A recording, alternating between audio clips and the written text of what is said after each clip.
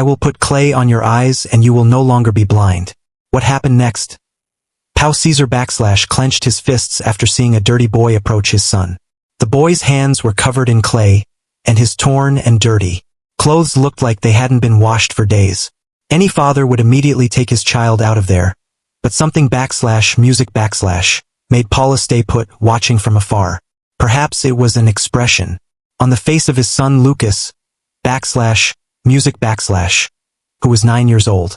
The blond boy in a wheelchair was smiling, and Paolo hadn't seen that smile in so long that he almost forgot what it looked like. "Hello," said the dirty boy, squatting music in front of Lucas. "My name is João. I see you here every day." Lucas turned his head towards his voice. His blue eyes were lifeless and unfocused. "I am blind from birth," he explained. Pao swallowed, preparing to intervene. "My father always brings me here," Luca music replied in that soft voice that tore Paolo's heart apart. "He says the air in the park is good for me." Music "Have you ever seen anything?" João asked bluntly. Pao took a step forward but stopped. He expected Lucas to pull away as usual when music other kids were asking about his condition. But the boy just shook his head. "Never. Doctors say that I was born this way. My grandfather had the medicine," João said. Paolo felt his stomach tighten. Another charlatan, music another swindler who wants to take advantage of someone else's misfortune. It was a special clay. He used it to treat many diseases, continued Jew. "Clay?" Lucas tilted his head music intrigued. "This is clay from the riverbank. My grandmother said that she had medicinal properties." João spoke seriously, as if telling an important secret. "I will put clay on your eyes and you will no longer be blind." Pao's heart stopped. It was absurd, ridiculous. He should have taken Lucas and left here. But then he saw how his son's smile was growing wider. A real smile, full of hope, that made him freeze in place, unable to destroy this moment. Music "Do you really think you can cure me?" asked Lucas. His voice trembled with excitement. "I can try," João replied. "My grandfather always said that Vera moves mountains, but I can't promise anything music I can only try." Pao watched João take some clay, which he brought in an old plastic bag. The boy had dirty nails and ruffled hair, but there was something clean, sincere in his brown eyes. "Can you close your eyes?" asked João gently. Lucas obeyed and Paolo saw the poor boy gently apply clay to his son's closed eyelids, in gentle, almost reverential movements, music as if performing a sacred ritual. "He will burn," warned music João. "But it's okay. My grandfather used to say that's how the medicine works." "Doesn't burn," Lucas said. "Cool. Nice." Pao felt the music like his legs give way. How long has he not heard his son describe something as pleasant? How? It's been a long time since Lucas took pleasure in anything. "I'll be back tomorrow," João promised, wiping his hands on his shirt. "We need to do this every day for a whole month." Music "This is how my grandfather did with one person from our community." "And cured?" asked Lucas hopefully. João hesitated. Paula saw a shadow running across the boy's face. "He felt much better," he finally replied. "But every man is different, sometimes it works one way, sometimes another." There was honesty in that response. João did not promise miracles, did not sell empty hopes. He was just offering a try. "I'll be here," Lucas promised. Paolo felt his heart shrink, hearing the determination in his son's voice. When João ran to the other end of the park, where a group of children were playing ball with a plastic music bottle, Paolo finally approached Lucas. "Dad," called the boy, "you've been here this whole time?" "Yes," answered Paolo, sitting on a bench next to a wheelchair. "I heard everything and you'll let him come back tomorrow." There was fear in Lucas's voice. Fear that Pao would destroy that fragile hope. Music Pao looked at his hands. Hands, who built an empire of construction companies, signed millions of music contracts, but could never cure their own son. "Let me," he said, surprising himself. "I'll let you." The smile that illuminated music Lucas's face was worth every ounce of reason which Paul put aside. That night, Paul couldn't sleep. He was lying next to Anna, his wife, listening to her soft, calm medical music breathing.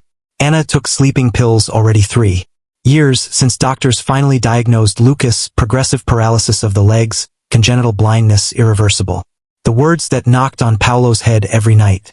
He got up, went down the stairs of a large, at home in the alphabet, sang Pulu and went music to the study. The walls were hung with diplomas, awards, commendations, music entrepreneur of the year, outstanding entrepreneur, exemplary philanthropist. Lies, all lies. Paul Caesar knew how to donate money, but did not know how to sacrifice time. He knew how to build buildings, but did not know how to build bridges with his son. He knew how to hire the best nannies, the best therapists, the best teachers, but did not know how to sit on floor and play. He took a glass of whiskey, which he always left on the mahogany of the table, and took a big sip. The liquid burned the throat, but it wasn't enough to burn the guilt. Music the phone rang. 3 a.m. Paolo responded, expecting some problems at the construction of a shopping center in the southern region. But it was Anna's voice crying from the top floor. "Philippe has a high fever." He ran up the stairs and found his wife next to the bed. "Son."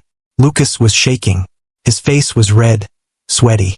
"It's because of the clay," Anna said, rubbing the boy's forehead music with a damp cloth. "I knew you shouldn't have let this boy touch Lucas." Paolo felt the anger rising. Anger at yourself. Anger for allowing. Anger for what he wanted to allow. "I'll call Dr. Carlos," he said, taking his phone. At this time, Anna looked at him, these tired, deeply planted eyes that were once full of life. "He'll take 3 more. I don't care." The doctor arrived 40 minutes later, examined the boy, asked questions, checked his temperature. "It's just a viral infection," diagnosed. Dr. Carlos, a man in his 50s music with gray hair and gold-rimmed glasses, probably picked up in the park. "Nothing serious. Antipyretic and peace." "Are you sure it's not about clay?" Paolo insisted. Music clay. The doctor raised an eyebrow. Paolo spoke about João, about the promise, about clay in front of Lucas. Dr. Carlos listened in silence, then sighed. "Paolo, you know this is completely useless, isn't it?" Music clay does not cure blindness, especially innate like Lucas's. His optic nerve music never developed properly. There is no such clay or grass or music miracle cure to change that. "I know." Pao sat hard in a chair in the room. Music "I know. Then why did you allow?" Paolo looked at Lucas, now asleep. His face was still red from the temperature, but calm, happy, because he was smiling. "So long ago I'm not." Saw my son smile. After the doctor left, Anna made tea in the kitchen. Paula found her sitting at the table. Music her hands were shaking slightly, holding the cup. "I can't do you any more," she said, not looking at her husband. "Can't. To see him suffer anymore." Music "Can't try any more treatment that doesn't work. I can't see any more of the doctor's pitiful looks." "Not," Paolo began, but Anna interrupted him, finally raising her eyes, red, swollen with tears. "You do not understand. You do not spend music with him for whole days. You do not see how other children run, and he asks why he cannot run with them. You're not there when he wakes up in the middle of the night music and asks what the blue color of the sky looks like." The words hit Paolo like blows because she was right. He was not there, never was. "I'm working to give you the best," Paula began, but the phrase sounded empty even. For himself, Lucas doesn't need the best. She put the cup on the table with force. He needs his father. The silence in the kitchen was dense, heavy. Pao wanted to say something, anything, but the words did not go. How to explain Anya that he worked so hard precisely because he couldn't deal music with pain? How to admit that he avoided spending time with Lucas because every minute next to his son /music/ was a reminder of how much he was failed. Tomorrow I'll take him to the park, he said finally.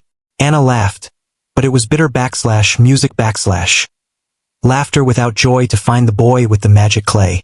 Paolo, did you hear Dr. Carlos? It's not gonna work. /music/ I know it's not gonna work. Paolo stood up and went to the window. Outside, San Paulo was asleep. Millions of lights flickered in the dark. But today I saw my son happy. I saw him hopefully. And so long ago I haven't seen him like that. I'm willing to let him try. And when is it not going to work? Anna's voice was broken. When a month passes and he's still blind, what are you going to tell him? I'll tell the truth. /music/ Paolo turned to look at her. I will say that at least we tried. Anna shook her head. /music/ defeated. You're making a mistake. Perhaps it was. Most likely it was. But Pao couldn't get the image out of his head. Smiling Lucas. /music/ And for that smile he was willing to take a chance.